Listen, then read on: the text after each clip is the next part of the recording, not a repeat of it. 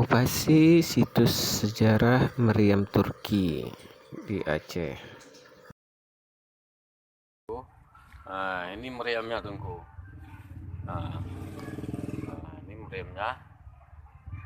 Nah, ini lagi mau direnovasi tengku. Berat hampir 1 ton nih tengku beratnya.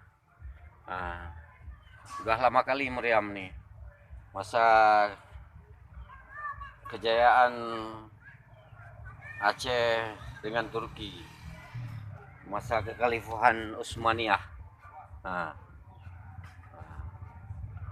ini lagi direnovasi. Nah, sorry ya.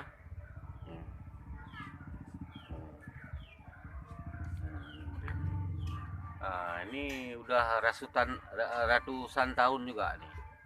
Nah, Tengku Rahman. Nah, semoga terlaksana pembangunannya. Hah?